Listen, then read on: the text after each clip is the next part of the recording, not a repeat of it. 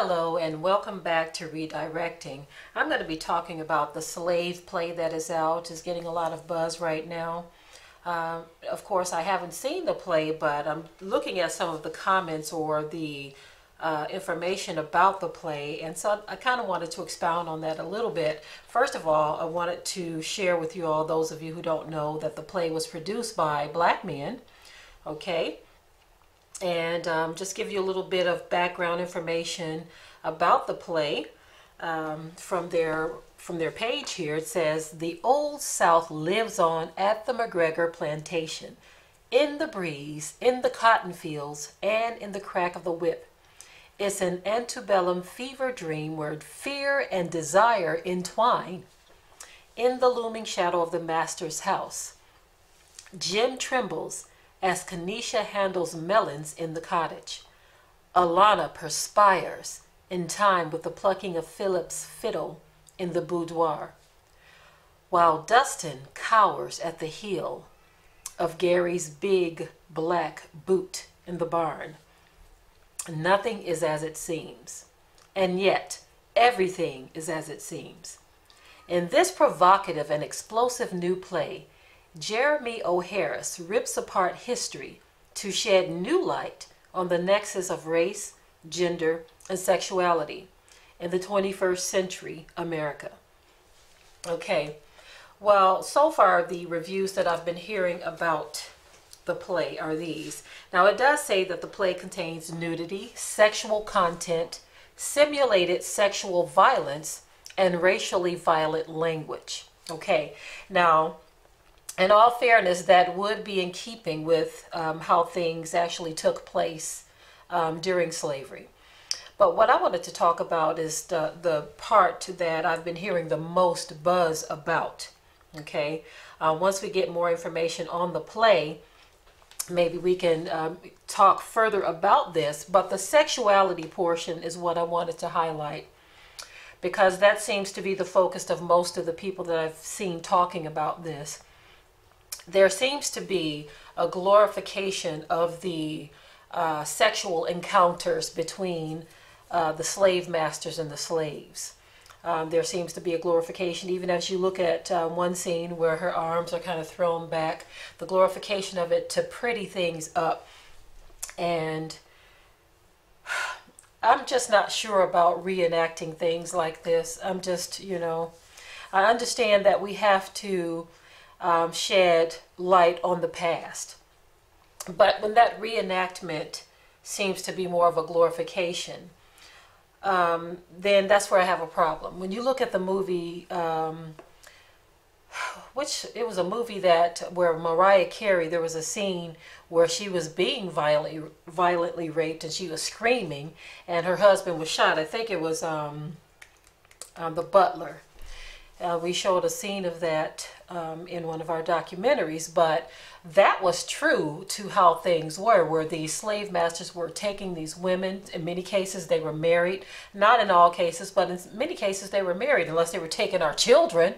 They were taking these women from their husbands, raping them. She would scream in horror, and the husband was helpless to do anything at all, right? But from what I'm hearing about some of the reviews of this, and again, I haven't seen the play myself, but even with this scene here, there seems to be a glorification where he's lifting up her dress. He has his hand, her leg is kind of thrown up, and to me, those depictions of our black women as if they enjoy being raped and ravished, I don't like that. I even hear brothers talking about that as if black women enjoyed this. Now, maybe at some point it did get there. I can't say that for all certainty because I wasn't there. But I know in the beginning, some of our women were jumping over the edges of ships because they didn't want to be handled by the slave master. And to try to make it seem like this was something they enjoy, being ravished by the slave master, is ridiculous. And then, of course, there's the element of the slave master's wife. She too had her desires as well. She wanted to be handled by some of the male slaves. She wanted to get her fill as well. Okay, so we were just, our ancestors were just a means of sexual pleasure for them.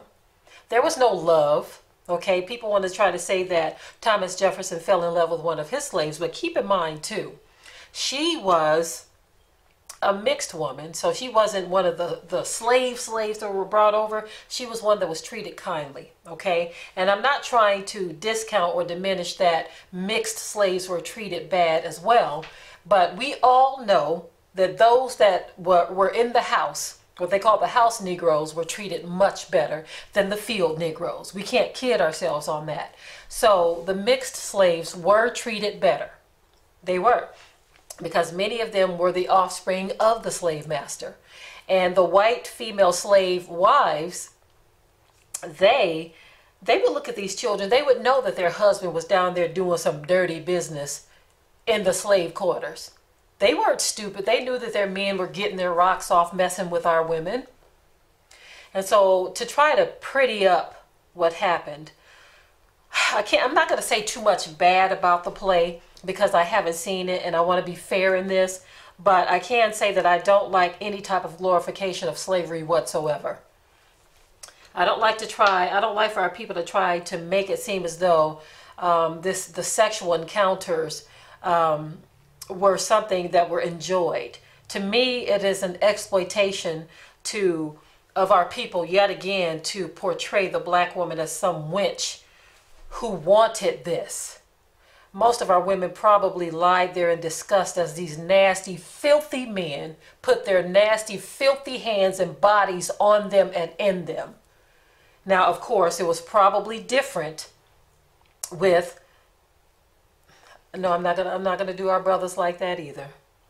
Okay, even though today there seems to be a desire on both sides from black women and black men to want to be with our former slave masters' descendants.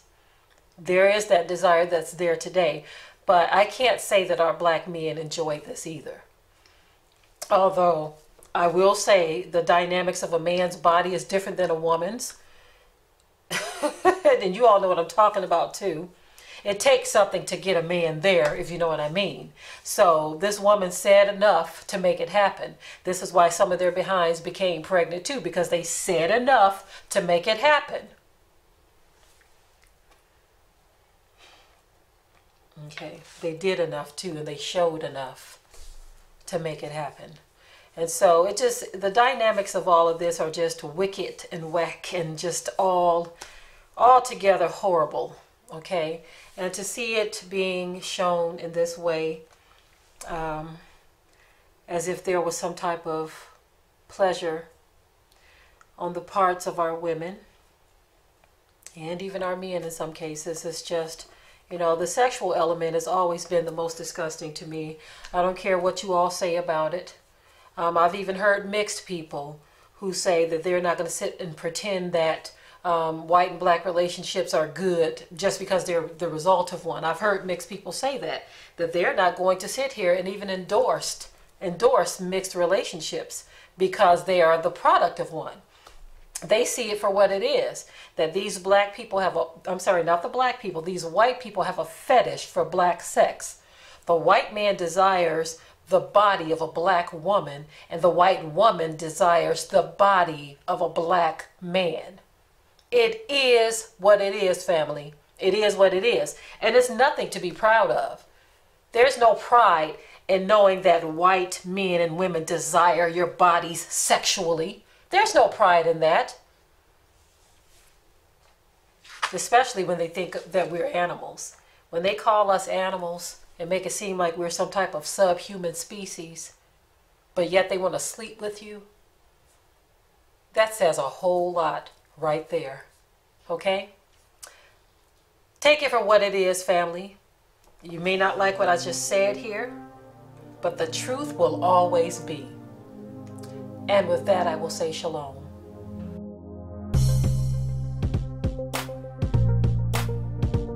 Be sure to ring the bell to be notified of new uploads on this channel, and also comment, share, like, and subscribe.